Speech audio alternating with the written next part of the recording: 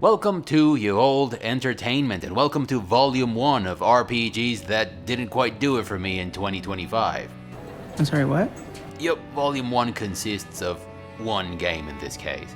See, I made a whole list of RPGs that didn't do it for me this year, but I decided to kick things off with Clair Obscur Expedition 33, and when I felt that I had spent a little longer than usual putting down my thoughts on the game, I saw that I had written 17 pages, so I thought, fuck it, let's do it, let's give Clair Obscur its own video. So don't expect a review with categories and scores like I usually do on the channel. This time I'm just giving you a long list of the things that I liked about the game, the things that I didn't like about it, and the reasons why I ultimately didn't enjoy it as much as most people seem to have enjoyed it. So let's get to it. I am well aware that what I am about to say about Clair Obscur may be a little bit akin to judging a fish by its ability to climb a tree. So let's put it this way. Clair Obscur Expedition 33 reminds me of what Winston Churchill said about the bad guy from WW2 back in the day. He has all the virtues I dislike, and none of the vices I admire.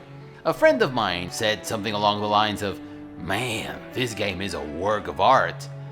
And, well, yes, it is. The question is it anything more than that? Yes, the game is special, and it most certainly won't leave you indifferent by the time the credits roll. The sheer amount of content that has been made and uploaded by fans and naysayers alike about the story, the game's mechanics and features, about how it saved gaming, and even about how we need more examples of masculinity like Gustav in gaming, yeah, sure, can attest to the impact that this game has had in the world of gaming. I haven't watched a single one of those videos, but they are there for sure. Clair Obscur might have not been as talked about in my corner of the gaming world, but its ripples are surely going to be felt down here as well. I just hope those developers who have chosen to service my little niche of the gaming world have the good sense to draw the right kind of inspiration from this game, and refrain from copying mechanics that nobody asked for down here. So before you all get your panties in a bunch, I'll start by talking about the things that I think the game did decently, very well, and very extremely well, because there are many of those. But be mindful of spoilers, because I will go hard in the paint with those. Yes, Clair Obscur Expedition 33 is quite literally a work of art. The art direction in this game is simply exquisite. Irrespective of my personal preferences when it comes to art in video games, I'm having a hard time thinking of a game that's even remotely comparable. Locations in this game do feel like they came out of the mind of an artistic genius with a tormented soul, which is exactly what they are narratively. Everywhere you look, there's something intriguing, or awe-inspiring, or disturbing, and sometimes it's even all three things at the same time. For a good chunk of its running time, Clair Obscur paints, no pun intended, the picture of a Kafkian premise. And it succeeds in part because of the world-building aspect of the game. The mainland is a desolate place. The remains of previous expeditions and expeditioners lie scattered across the game's various twisted and surreal locations. And it is clear that whatever brought upon their demise is still at large, and it'll surely bring it upon you eventually if you are not careful. Or at least that's the lingering feeling that you get from the game's ambiance. The mainland consists of a collage of locations that feel completely unique, but also like parts of a strong, solid, greater cohesive whole. From the submerged locations that aren't really submerged, to the broken cities that look as though they have been half swallowed by the great nothingness, to an entire mountain that's being devoured by an impossibly gigantic creature, it all makes you feel small, fragile, and inconsequential in the grand scheme of things, which is definitely what they were going for. Creature design is also top-notch. Nevrons go from lightning-fast bug-like creatures to heavy imposing constructs to twisted abominations that look like corrupted versions of knights and maidens. Human character models also look very good. They have distinctive hairstyles, scars, and body types. There's no lazy copy-pasting here at all. Weapon models are also elaborate and detailed, though for a game that puts almost all of its eggs on the basket of visual spectacle, they feel a little bit underwhelming compared to some of its peers. And I think the fact that the game world is an artistic fabrication conceived by one of the characters in the story was very convenient, and it worked in favor of the game's artistic vision. It gave the artists carte blanche to throw in everything and the kitchen sink at the game without having to concern themselves with verisimilitude. You even have one character putting on the hat, or should I say beret, of the writers at some point and say, "Painting isn't about verisimilitude, it's about essence." The standout aspect of the graphic package, however, has to be the animations, especially the ones that take place during combat encounters. Every friendly and hostile spell and attack has its own animation, and all of them are elaborate and lengthy. Sometimes a little bit too elaborate and lengthy if you ask me. Also, there is no way that pulling off a perfect parry and counterattack will not make you say, "Fuck yeah," at least a couple of times or three before it gets old. And not just because of the animation itself, but because of the sound that comes with it. Speaking of sound, the visual aspect of the art package is not the only thing that stands out. Sound design in this game is amazing. And this includes sound, music, and voice acting. There's proper sound occlusion at work here, and that gives an immersive feeling of verticality to the sonic landscape of the game. There's location-specific post-production to the sound of footsteps, party banter, jumping, rolling, and climbing animations. And there's not a single thing that you do in this game that doesn't have an appropriate sound. The sound design during combat encounters is again the standout. Not only do attacks and counterattacks often, not always, hit that level of oof and fuck yeah that you want in your games, but also sound cues are absolutely flawless. In fact, I only managed to get those parries consistently after I came to the Luke Skywalker-like realization that I had to forget about the visuals and focus on the sound. Voice acting is far beyond competent, and the game's voice direction is impeccable. Sometimes I feel like the game is overly dramatic and some emotions seem a little bit out of place and like they are there more to accentuate the dramatic intention of the moment than to reflect what the characters actually feel at the time. But that's a script issue rather than a voice acting issue. I am, however, getting a little bit fed up with people left, right, and center saying that these are hands down the best performances of the year, that it isn't even a question. This is why I live in a cave, guys. I just can't take part in these conversations. If we are going to talk about individual performances, I'm not sure any of these guys and gals are hands down better than Hana from Eric's-Solm, Geralt from Mandragora Whispers of the Witch Tree, the Scylla from Hades 2, or the Stone Dragon and the Griffin from Eldrador Creatures Shadowfall. But yes, there is great voice acting in this game and great voice direction, and like I said, the things that I don't like about the voice acting have to do more with the overly dramatic script than with the voice acting itself, but we'll get to that later. Everyone is really good in the game, but I have to give props to Andy Serkis who plays Renoir. But as good as the sound and the voice acting are, the music is the standout aspect of both the sound package and the art package as a whole. As a standalone soundtrack, this is hands down, without question, and by a mile, my favorite soundtrack this year. As music for the game, though, I would have to break it into three categories: ambiance music, cutscene music, and combat music. When I am walking about and exploring, I like my music in video games to be descriptive. Hell Is Us is a game that came out this year that I think totally nails this. Locations in this game feel oppressive, dangerous, sad, desolate, and it's because the music plays you like a fucking fiddle, man. It takes the backseat almost always, but it seamlessly tugs at all the strings of your heart, brain, and nervous system with a cleverly selected assortment of muffled sounds and dissonant, piercing, shriek-like sounds, amongst many other things. I think Clair Obscur, on the other hand, kinda botched this. The tracks that sound while you are out there walking about the game's world are very musical. There are even vocal tracks every now and then, and those slapped me hard out of my immersion. Cutscene music is better because it perfectly plays into the vibe and the dramatic intention of every passage, as well as the character's emotions. Early on in the game, when the crew embarks upon the expedition, you hear this composition, which I think nailed the crew's mixed feelings of excitement, thrill, and nervousness. But you also have the melancholic sound of a brass instrument to make the point that the crew members are also sad about leaving everything and everyone they love behind.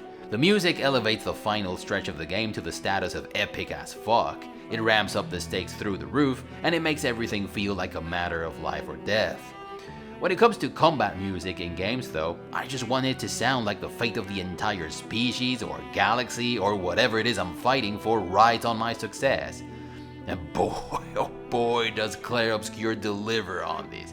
I found myself often forgetting about the combat itself because I was too busy playing air instruments to the tracks that I was hearing.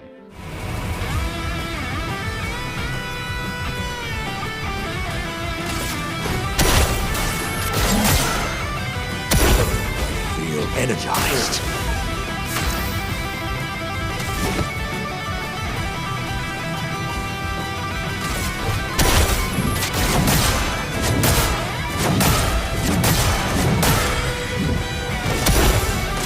Foolish move. Truly fucking epic. And while I don't think the soundtrack is perfect because of the things I mentioned, I think that combat and cutscene music are so fucking good that it makes up for whatever other flaws it might have in my eyes. Then there are a couple of things about the game that I personally didn't like, but that I still feel like I need to give credit to. The game's character progression system isn't terrible. It only matters for combat, which I don't like, and its importance is almost marginal when compared to getting those parries right, which I also don't like. But Clair Obscur Expedition 33 follows the JRPG tradition, and those are the games that you should probably be comparing it to on the gameplay end of things. In those games, you usually don't get to create your character, and the game's character progression system doesn't have any impact on aspects of the game such as exploration or questing. You also have very little agency over how your characters level up. And this is where Clair Obscur stands out in the crowd. Amongst JRPGs and JRPG-like games, that is. Every time you level, you get to allocate 3 attribute points to the various attributes your characters have, and each character has its own skill tree with unique abilities. There are also different weapons that you can equip on each character, and pictos, which are tactical modifiers of sorts. Also, unlike other games in the JRPG tradition, you need to go out of your way to come by some of these weapons and pictos, which makes exploration somewhat rewarding. All these elements amount to an interesting array of tactical options with which you can hone each character to a role or a function within your party. So there is a build aspect to the game, and you have complete agency over it, which is more than can be said of 99% of JRPGs. You also can't have every skill you've unlocked available during combat encounters, so you have to think carefully about which ones work better for your character's roles in the party. For example, Monoko can learn the Abyssed Wind skill from one of the Nevrons, which lets him take a turn immediately after his first turn. If you equip the Recovery Pictos, which restores 10% of his life every time he takes a turn, he heals 20% of his life gauge every time you use him. He can also learn the Crueler Barrier skill, which gives 2 shield to an ally. So you can use his first turn to do a little pinch of damage and heal himself, and then his second turn to heal himself even further and cast shield on an ally. You can also equip him with the Second Chance Pictos, which makes him automatically resurrect the first time he dies. This combination of skills turns him into a shield-generating battery that can mitigate or even offset incoming unparried damage on your other character while he or she chips away at the enemy's life. And yeah, I had only 2 characters as my starter team for boss fights, and it worked really well in the expert difficulty. Speaking of starter teams, you have your starter team and your bench players, and there is also a bit of a tactical aspect to it. Likely, if your starter team failed to kill the bad guys, they probably still inflicted a decent amount of damage to the enemy, leaving it open for one decisive final blow, unless you sucked too much at those parries. So you probably want to configure your bench team to guarantee that they land one big fat final decisive blow. Think Ole Gunnar Solskjaer from Manchester United from back in the day, or Anselmo Robbiati of Fiorentina if you're into football. These guys were rarely part of the starting lineup of their teams, but I lost count of the times they subbed in during the last 10 minutes of a match to score the winning goal. And there are skills, pictos, weapons, and in my opinion even characters that work specially well as the Solskjaer or the Robbiati of your little reserve team. There are a few incapacitating conditions in the game. Some enemies are very resistant to some types of attacks, and some can even absorb certain types of damage to heal themselves. So that forces you to switch up your weapons and skills from time to time. The story is actually pretty good for a book or a movie. but I'm not sure it works for me as a story for a video game. I felt like many narrative decisions seriously undermined other aspects of the experience, and I happen to care a lot about those other aspects, but we are going to talk about those later. There are, however, many things to like about the story in Clair Obscur, and since I decided to start the video with the things that I liked about the game, let's start with those. For starters, for the most part, the story unfolds as a consequence of characters having very realistic super objectives and very strong motivations to see their mission through to the end. Also, the goals of the main characters, the quotes are important, and the goals of the antagonists are a zero-sum game, and that's always good for conflict. At some point the game flips the pancake of the story, but the characters' goals still remain in perfect contradiction. Though the story doesn't seem to draw too much inspiration from the classics of magic realism, it completely fits the definition of the genre, which is characterized by the depiction of worlds in which magical phenomena is embedded in the world, and is often used to explore truths about reality. For a good chunk of the game there is an interesting subtext about the fleeting nature of human life, and about how, given how little time we have in this world, we might as well use it to try to leave it in a better state than we found it, for those who come after. But the main theme in the story is grief, and how it can bog you down to a point where you become lost to yourself and to those who love you. Grief over the loss of a son, and grief over the loss of the life you used to have before life sat you down on your ass. And the game represents grief and the way it affects an individual as well as the network of people around them in an interesting way. This character is one of my favorite things about the game's story, because it illustrates, no pun intended, grief in a very poignant way, though I personally have a few issues with it which we are going to address later. The death of a loved one is always going to cause distress, but if we believe that a person's spirit carries on after they die, then it makes sense to think that those who have departed would surely be in pain themselves if they saw that we are unable to put our grief over their loss behind us and move on. And they themselves would be unable to move on to whichever realm of peace they belong to if we continue to cling to them. And this character represents just that, and that is perhaps why I found Verso's question, You're tired of painting, aren't you? to be by far the most poignant moment in the game. There are many other flashes of brilliance in the story. I think the very fact that this guy is called Verso is telling of who he is as a character. At some point in the story, he reveals to another party member that his true passion had always been music rather than painting, that he didn't really want to follow the path that his family had chosen for him. And I take it as a reflection of how the last sliver of Verso's soul wants to stop painting the canvas so that Aline can finally put her grief behind her and move on with her life, and so that he himself can finally rest in peace.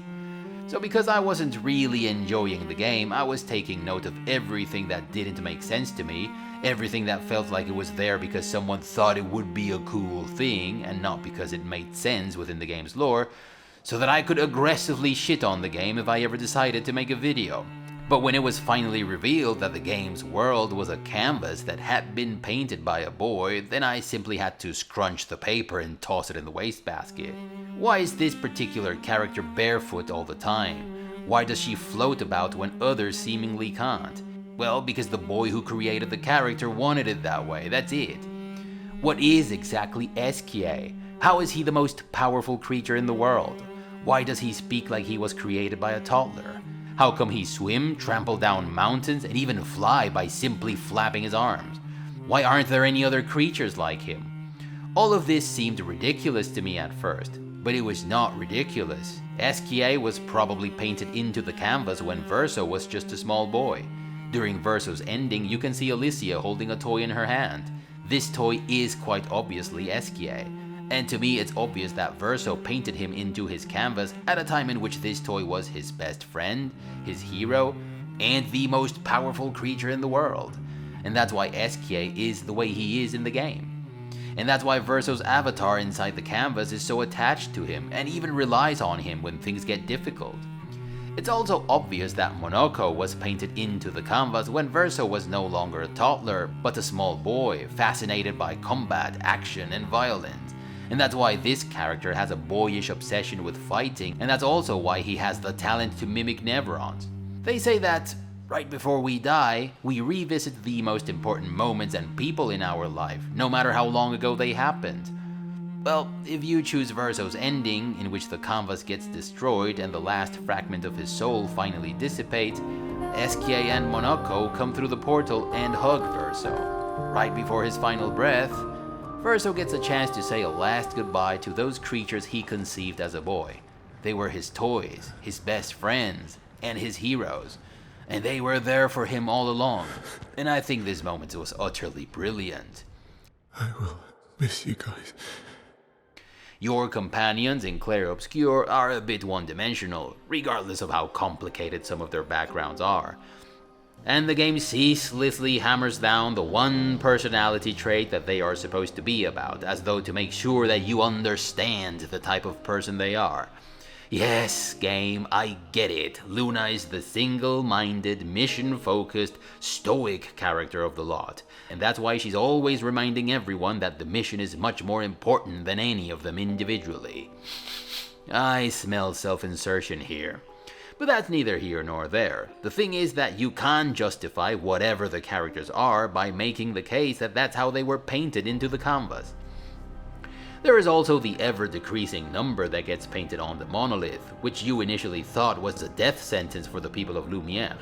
Conceived by the twisted mind of a godlike entity with untold magical powers, that turns out to be the time that said entity has before she becomes completely trapped in a prison of her own grief.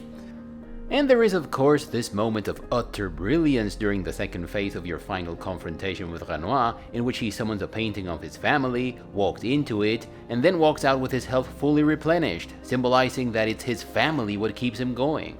Very well played, game. And those are just a few of the things that I find fascinating about the story off the top of my head.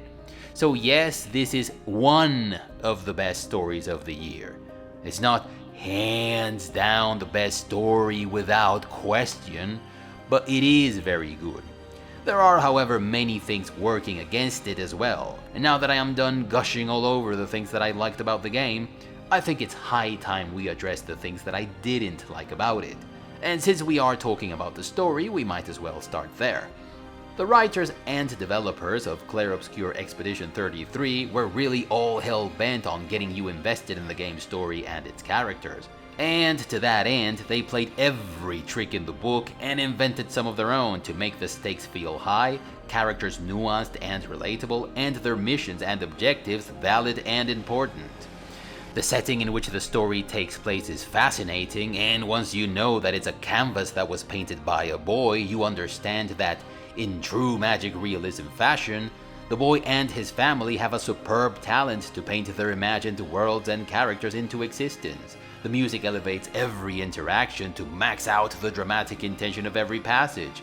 Every single line of dialogue is delivered with unmitigated passion, and you can't tell that the actors really got into their characters. And that final stretch is quite impressive, not gonna lie. But when you strip the narrative of the bells and whistles of the game's exquisite production values, you are left with a good story that has a few problems. And as little as they are, for me, they had an enormous negative impact on the experience. Like we mentioned, the game juggles with interesting themes, and there are some great narrative ideas in it. But I feel like the writers refused to sacrifice some objectives that weren't organic to the story. And these objectives eventually ended up working against the game instead of in its favor. One of said goals seems to have been to keep the mystery aspect of the story a mystery for as long as they could, all the way through to the end in fact. So they added many scenes in which the characters are unnecessarily vague about their purpose and motivation. Every scene in a movie or game has to tell you something about the characters or the setting or the plot. Ideally, they should do all three things. But many of the game's story scenes seem to be there for the wow factor, or to keep the mystery alive, or to hammer down how the characters feel about something that you already know. But they don't really serve a narrative purpose. So for example, at some point Renoir tells Maëlle that she has to turn back and forget about her mission. And he refuses to offer an explanation because she wouldn't understand yet. Mate, You killed her entire expedition and she remained dead set on seeing her quest through to the end. Do you really think she's going to turn around and leave simply because you say so? Another goal apparently was to strike the player with a moment of revelation, to make him say, "Holy shit, things aren't what I originally thought they were. I didn't see this coming." And in order to achieve this, the writers presented certain characters as antagonists, and they were purposefully vague about their motivations, so that they could then pull the switcheroo on the player and reveal that in truth, what these antagonists wanted was perfectly legitimate, and if anything, one of them was actually a victim in this whole deal. The problem is that the writers accomplished this goal by making you work towards an objective that, if fulfilled, would lead to an outcome that you probably would consider very bad. In my case, in order to get the outcome that I considered better, I had to relinquish everything that I had worked so hard to protect and save. Imagine that in Dragon Age Origins, after you spend the entire game struggling to unite dwarves, elves, mages, and the rest of Ferelden against the Darkspawn, the game then makes the case that killing the Archdemon is actually a bad idea, that in doing so you'll be dooming the world, and that the Darkspawn are really the good guys of the story. Even if the game made a convincing case, you're probably going to be very pissed, because you were working towards the wrong objective all along. Well, this is more or less what happens in Clair Obscur Expedition 33. Also, because the game was dead set on pulling the rug from under you and hitting you with that "holy shit, things aren't what I thought they were" moment, it turns out that your companions in the game are characters in a painting who were created by a real in-game person. Clair Obscur Expedition 33 is not a movie or a book, it's a game, and an RPG at that. And in those, your companions matter, and they matter a great deal. They are the ones who tag along for the ride for their own reasons. They become your friends, buddies, brothers in arms, and even girlfriends and boyfriends. And oftentimes they are a window into their place of origin, its history, and its culture. That's why I didn't like that it turned out that in Clair Obscur Expedition 33, your companions' ambitions, motivations, and feelings weren't their own. It doesn't matter if it makes sense within the story. I'll even say that it's brilliant for the story, because all the things the player went through in the game alongside his co-expeditioners, all those moments they shared, make the cost of taking Verso's path even greater. The game effectively puts you, the player, through the situation the main characters in the story are going through, to make you feel in your own skin that putting your grief behind you isn't easy and it requires sacrifices. But that unfortunately undermined the adventure and the RPG experience itself, which should always come before the story in my book. Clair Obscur Expedition 33 juggles with many themes, but the most important one is grief. In this game, grief works like a gnarled root that doesn't let the characters move on. It consumes them and then turns them into a source of distress to those who love them, and the writers did a good job with that. But in my opinion, in part because the writers wanted to accomplish those other two goals that I talked about, and in part because it seems like they wanted to write the best story ever made with an overarching grand narrative, it turned out to be a little bit too complicated, grandiose, self-indulgent, and a little bit pretentious. Perhaps the game's main theme and even the gameplay would have been better served with a simpler, more grounded story. And they could have accomplished this without sacrificing the depth with which they approached the game's theme. What Remains of Edith Finch, Outer Wilds, Stray, and Disco Elysium are games that offer multi-dimensional takes on very important things, like existential terror, the fleeting nature of human life, empathy, and coming to terms with your past as a necessary threshold that you have to cross before you commit to being a better version of yourself. But the stories in these games are simple and straightforward, and that doesn't make them any less exciting. There is symbolism, a lot of it in fact, but the player does not need to interpret the game's symbolism to make sense of the plot. If you are into magic realism and you have read books like The Magic Mountain by Thomas Mann or The Aleph by Jorge Luis Borges, and if you know the legend of the Seven Sleepers from Ephesus, you'll probably be able to take a deeper dive into what Remains of Edith Finch is about, and perhaps you'll see it as a take on existential terror, and as a succinct but poignant piece of the genre that deserves to be explored by magic realism enjoyers, even if they are not into video games. But if you haven't read any of the genre's classics, If you don't know the legend of the Seven Sleepers from Ephesus, or if you do but fail to see how any of this is represented in the game, though I don't know how this would even be possible, you still get to play a game with a straightforward story about a girl who returns to the home of her family and goes on a nostalgia trip as she revisits the story of each family member. Same thing with Stray. It's a story about a cat who gets separated from his family and who must now find a way to get back home. He must overcome a series of difficulties along the way and find allies who are willing to lend a helping hand. There's a big fat juicy subtext for you to ponder about, hidden away within the things he sees along the way, the people he meets, and the lore behind the city in which the story takes place, but the story itself is as uncomplicated as they come. Renoir says in the game that you have to see things as they are and not as you want them to be. But the truth is more like what French novelist, quotes are important, Anaïs Nin once said, "We see things not as they are, but as we are." And I have a problem with this. I understand that art happens inside your head when you contemplate the piece, but I want my games to be interactive entertainment, not just art. And it's okay for the player to connect some dots and to interpret some character's motivations and actions and the symbolism in this or that scene. But to have to connect the dots of what actually happens in the story, not so much. If the story in Clair Obscur had been simpler, as it is in these other examples I mentioned, then interpretations would have been limited to the game's subtext and not used to connect the dots of the plot. I'd like to finish my thoughts on the story by telling you about a possible ending that I personally thought was missing. Let me lay the groundwork before I tell you about it. The game approaches a very interesting dichotomy, picking ourselves up, turning the page of our grief and moving on, versus avoiding reality altogether to spare ourselves future miseries. The game presents this dichotomy to us with the final confrontation between Verso and Alicia's avatar in Verso's canvas, aka Mael. Aline grieves over the loss of her son, and that's why she inserted herself in Verso's canvas. The last remaining sliver of Verso's soul lives within it, and she refuses to let it go and move on. Because of this, she has become an absent figure and a source of distress for the rest of the family members in the real world. Alicia and Clea are growing without a mother, and she's even dragging Renoir into this, also turning him into an absent father because he's become obsessed with breaking Aline out of her prison of grief. Alicia also grieves. She grieves for the loss of her brother and for the life she used to have before the tragedy happened. The fact that Alicia lost Verso in real life is a very serious thing in and of itself, but she also lives with the burden of knowing that she contributed to his demise. And her sister Clea is eager to remind her of this every chance she gets.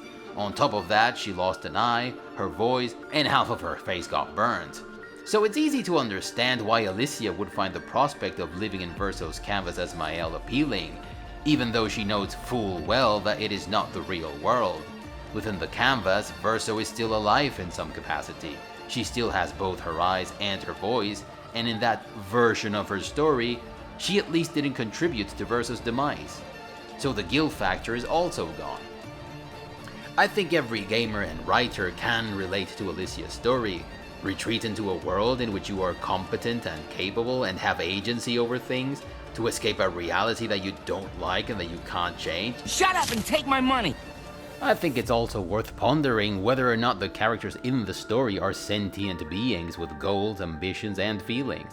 I personally don't think they are, but if you see it that way, then, well, in order to help Aline, and Alicia for that matter, move on, you would need to kill not just the last remaining fragment of Verso's soul, but you would need to stage an artistic holocaust worse than your average reggaeton album. Again, I think the people of Lumiere are no more real than the characters in a book like A Song of Fire and Ice. As complex and as robust as these characters are, they aren't sentient. They don't have a will of their own. They exist because George Martin created them. They move in paths and collision courses created by their author. And the minute the author decides to stop writing, as it seems to be the case in this particular example, these characters get frozen in time. There is no resolution to their goals and ambitions. They can't make the story end on their own. They need the author. And I think the character of the boy endlessly painting the canvas as though he were a slave to it proves this point beyond a reasonable doubt. In order for these characters to continue to exist, what's left of Verso's soul needs to continue painting. Also, this character is an unequivocal symbol of the anchor that's keeping Aline, and again Alicia for that matter, from moving on. And he is brilliant as a symbol. But there are many things about this character that are unclear, things that I wished weren't unclear. He's just too much of a symbol and too little of a character within the narration. But now that I think I've laid the groundwork, let me tell you about the ending that I'm missing. I think there could have been at least one alternative to this final confrontation between Verso and Mael. One that wouldn't have broken or undermined the dichotomy that the game sought to represent. I think there could have been an option for Verso to talk Mael into seeing things his way, so that she subsequently agrees to turn the page of her grief and move on. This option would have given him the chance to make a better case for his vision. It could have been offered to the player when Mael tells Verso to stop quoting Papa. This was the perfect opportunity for Verso to lay out his own ideas. In this option, Verso starts by showing empathy by saying something like, "I know how much you've lost, Alicia, believe me, I know." Mael then pushes back by saying that she lost her voice, one of her eyes, half her face, and more importantly Verso, and that she has to live with the guilt of knowing that she contributed to his demise. Verso acknowledges this, but also points out that she still has a lot to live for, something along the lines of, "You have lost all that, yes, but you still have a family, a future, and an incredible talent to paint." He tells her that he can always start a new canvas, because that's how painting works sometimes. Sometimes you need to start from scratch. Mael argues something like, "What family? Mama is lost to us in your canvas, Papa is obsessed with breaking her out of it, and not a day goes by that Clea does not remind me of what I did." And Verso answers that that's exactly why she needs to destroy the canvas, because it's the only way to get them back. Mael begins to say, "No, I've lost too much," but before she can finish, Verso interrupts her by saying, "Life goes on," and then adds something like, "Yes, you lost your eye, and your voice, and half your face got burned. And Verso died, yes, and you will lose more things in the future, but we pick ourselves up and we move on, not just for ourselves, but for everyone who loves us. Retreating into my canvas is not the solution." "And why not?" she says in tears. And Verso points at the portal that Renoir was pointing at minutes ago and says something like, "Look at Maman, look at her. You said it yourself, she's abandoned her children and her husband over her grief. Is that what you want to become?" He then adds he doesn't want to paint anymore, Alicia, referring to the boy. Not just because he's tired, but because he's an anchor. "I'm an anchor, Alicia. I have been since Mama painted me into the canvas. And it pains me to see that I'm the one keeping her and you from moving on. I want nothing more than to see Mama and you move on and start painting again." Verso's words finally resonate with Mael, and after a brief moment of silence and a few tears, she rests her head on Verso's chest and looks in the direction of the boy. "Maybe it is time for him to stop painting after all," she says. "Yes, it is," Verso says. Mael lifts her head, takes a step back, and walks towards the boy. "You can rest now," she says. The boy nods and stands up. Mael turns to Verso and says with determination, I will paint a new canvas, and you will be in it. You, Esquier, Monaco, everyone." Then Verso says, "Well, I will not be there to see it, but hearing about it gives me peace. Just do me a favor and don't spend too much time in your new canvas." So the boy dissipates, everyone comes through the portal to say their goodbyes, much like they do in Verso's current ending, except Mael is also there to say goodbye. Then Verso dissipates and you get a cutscene similar to the one you get when you choose to fight as Verso. The Descendres finally lay Verso to rest. Esquier, Monaco, Ciel, Lune, and Mael dissipate as they do in Verso's current ending, but then we get to see Alicia painting a new canvas, but also taking a break to share some time with her family. Maybe you think this third ending is shit, and it's fine if you do. But it would do a couple of things for me that I didn't get from the game as it is now. First, rather than Verso taking the decision for everyone, he convinces Alicia with his arguments, and she is the one who ultimately decides to destroy the canvas. Second, Alicia accepts that retreating into Verso's canvas to live as Mael, as the master of her own destiny, of everyone's destiny, is not a healthy solution. Perpetually escaping reality to live in a fantasy is not a great plan. More importantly, by accepting this, she also accepts that it's not just about her.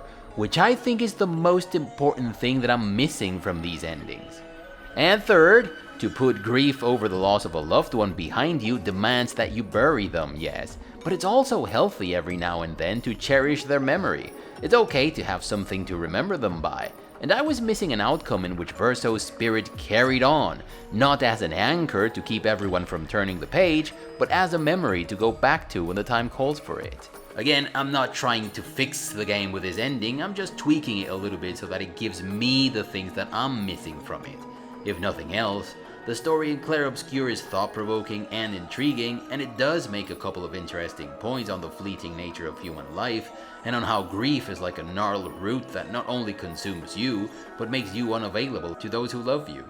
But I think the writers were a little too worried about making their ultimate magnum opus, and not concerned enough about how some of their narrative choices would undermine the RPG experience. Now let's talk about combat, which in my opinion is the worst offender. So the game has different weapons, each character has his or her own set of mechanics and its own unique skill tree, and there are pictos that you can use to further hone them to the role you want them to play in the party. And that's all pretty decent by JRPG standards, but at the end of the day, especially in the expert difficulty, getting your parries right is the most important thing. To the point that the importance of everything else becomes almost marginal. If you get the timing of every parry right, you can beat the game even if your build makes little sense. But having a great build will get you nowhere all by itself, which means that parrying properly is the difference between failure and success, while having a good build merely makes the difference between beating a combat encounter efficaciously and efficiently, which means in fewer turns and using fewer consumables. And this cheapens the strategic and tactical aspect of the game. Also, because this game follows the model of JRPG turn-based combat, in which you have your allies on one side and the enemies on the other side, tactics like flanking, pulling enemies to a choke point, kiting enemies around, using the environment and line of sight to your advantage, these things don't exist in the game. And there are only a handful of incapacitating statuses, and there are pictos and spells with which you can cure all of them like some cure-all solution. And this makes the game's combat shallow and repetitive. At some point I even asked one of you on Discord how much longer I had to go after I had beaten the Axons, because I had grown tired of the game's combat.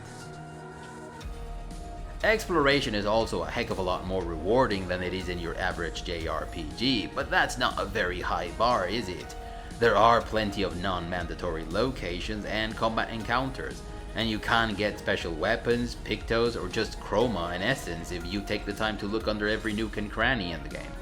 Monoko can also benefit tremendously from beating some of the bosses that are off the beaten trail, but there is no real sense of discovery to the exploration aspect of the game. There are no locations that require you to pass a skill check to detect the access. There are no locations that you can only reach if you have certain combat skills. There are no locations for you to discover by stubbornly swimming too far or jumping up a mountain like a maniac. The game almost lays out a balisage to point you towards the places that you can go to, so it's only a matter of walking about thoroughly to explore everything. Boring! Well, the only reason it's not entirely is because the level design and the art are amazing. Some areas of the map can only be accessed once Eskia learns the necessary talent, but in true JRPG fashion, he only learns these talents when the story decides it's time. Also, you can swap characters while you are walking about, but none of them have unique talents that you can use for exploration purposes, so it makes absolutely no difference who you control. I guess it boils down to who you feel runs the fastest and who has the best looking butt. And this is a wasted opportunity. Lune, for example, can float, so it would have made sense to have some floating isles or platforms that you could only get to by floating there. You already have some crevices that your characters need to crouch to get into. There could have been even tinier crevices that only Mael could fit into, for example. There could have been ledges that only Gustav or Verso could reach since they are a little bit taller. And I don't think this is an outlandish expectation. Many JRPGs have had this in the past, as far back as the 90s. In Breath of Fire 2, for example, you had to switch over to Sten to overcome those chasms, or to John if you wanted to explore water locations. But nope, there's nothing like that in Clair Obscur Expedition 33. Every single quest in this game is a fetch quest, and all of them are completely inconsequential to the story. At first I took the bait of the red herring because some of them had cutscenes and all, but pretty soon I realized that they were just another mechanic to acquire items and resources. You have dialogue options in Clair Obscur, but they are almost completely pointless, since the narrative is 100% fixed except for the last decision. These guys were definitely not big on player agency. The worst offenders in this respect are the conversations you have at camp. What you say doesn't matter in the slightest, but you still have to talk to everyone to get that reputation up so that your party members can learn the best skills. Also, your companions don't have any unique dialogue lines when they talk to NPCs. It would have made sense for Mael, for example, to say something along the lines of, "Why do you feel so familiar when talking to this character?" Or for Verso to say something that would make sense to him but not to the player. Something that would make you go, "Oh, that's why Verso said this thing to the faceless boy," when the truth gets finally revealed. But nope, there is nothing like that. And that's it. I think this pretty much covers all the things that I liked and that I didn't like about the game. But before we wrap it up and call it a day, let's move on to other considerations and final thoughts. My experience with Clair Obscur swung wildly from holy shit to fuck this shit. The game's exquisite artistic vision and its story are seamlessly embedded in each other. Clearly the writers and artists worked jointly all the way through, and the quality of the game's production values elevated the final result of this creative collaboration to great heights. There are some moments in the narrative that fall squarely into the holy shit bin, as does some of the symbolism. But I didn't like combat, exploration, or questing. These things go in the fuck this shit bin, and that's pretty bad considering that these are the pillars of the RPG experience. I'd be an asshole not to acknowledge, however, that this game follows the JRPG tradition, and these aspects I mentioned work pretty much the way they usually do in that genre. But the fact that I asked one of you on Discord how much of the game was left after I defeated the Axons should tell you all you need to know about how fed up I got with all of that. And I need to reiterate that I think the writers seem to be more concerned about writing a holy shit story with an overarching narrative than about making a story that would make players feel good about their journey and their achievements. I think the writers of Clair Obscur made decisions that ultimately undermined the RPG experience, and that's definitely in the fuck this shit bin.